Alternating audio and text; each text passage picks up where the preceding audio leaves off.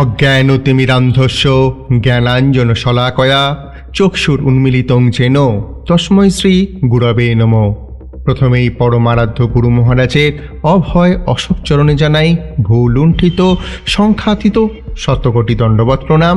তিনি যেন সদা সর্বদা জয়যুক্ত হন এবং আমাদের প্রতি উনি কৃপা কটাক্ষ বর্ষণ করেন। চৈতন্যমঠ ব্রজপত্তন চ্যানেলের প্রথাগত আদর্শ মেনেই আজ আমরা শুনতে চলেছি বৈশাখ কৃষ্ণপক্ষিয়া বরুথিনী একাদশীর কথা। ভবিষ্যত্তর পুরাণে যুধিষ্ঠির শ্রীকৃষ্ণ সংবাদে বৈশাখ কৃষ্ণপক্ষিয়া এই বরুথিনী একাদশী মাহাত্ম্য বর্ণিত আছে। একদিন মহারাজ যুধিষ্ঠির শ্রীকৃষ্ণকে প্রশ্ন করলেন, হে কৃষ্ণ, আমি আপনাকে নমস্কার করি। বৈশাখ কৃষ্ণপক্ষিয়া একাদশীর মাহাত্ম্য সম্বন্ধে আপনি বলুন। শ্রীকৃষ্ণ বললেন যে, হে রাজন, এই একাদশীর নাম বরুথিনী একাদশী। এই ব্রত পালনে ইহলোক ও পরলোক সৌভাগ্য প্রদানকারিণী।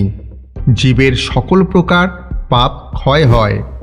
যারা ভাগ্যহীনা স্ত্রী তাদের ভাগ্যের উদয় হয়। জন্ম মৃত্যু মালা থেকে মুক্তি লাভ ঘটে ও ভগবানেতে ভক্তির উদয় হয়। এই ব্রত করে পুরাকালে রাজা মান্ধাতা ভগবদ্ধাম লাভ করেছিল।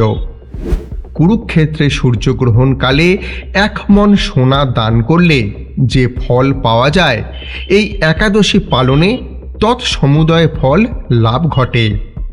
হে রাজন, ঘোড়াদান অপেক্ষা হাতিদান শ্রেষ্ঠ, হাতিদান অপেক্ষা ভূমিদান শ্রেষ্ঠ, আর ভূমিদান অপেক্ষা তিলদান শ্রেষ্ঠ, তিলদান অপেক্ষা সুবর্ণদান শ্রেষ্ঠ, সুবর্ণদান অপেক্ষা অন্নদান শ্রেষ্ঠ।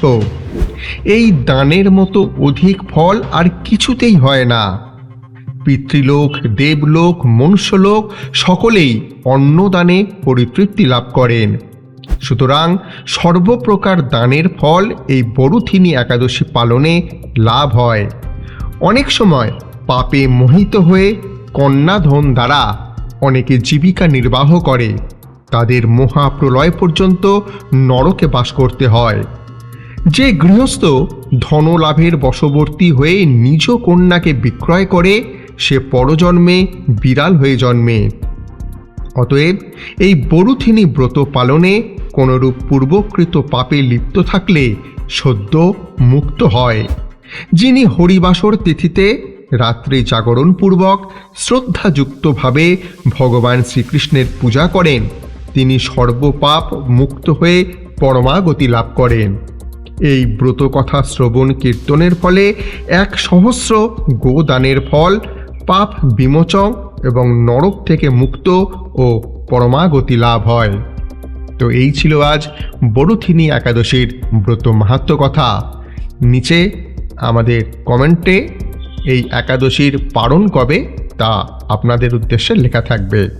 ভিডিওটি কেমন লাগলো অবশ্যই আমি সচিনন্দন আমাকে জানাতে পারেন। আর এই রকম ভিডিও নিয়ে আমি আপনাদের সামনে আরেকবার উপস্থিত হওয়ার চেষ্টা করব। ততদিন সুস্থ থাকুন, ভালো থাকুন, আর কৃপা করুন আমাদের যেন হরিভক্তি হয়, গুরুপাদ পদ্মে মতি থাকে। জয় অনন্ত কোটি বৈষ্ণব বৃন্দের জয়, জয় আকর মঠরাজ মায়াপুর শ্রী চৈতন্য মঠের জয় এবং তৎশাখাসমূহ সমস্ত গৌড়ীয় মঠের জয়। হরে কৃষ্ণ।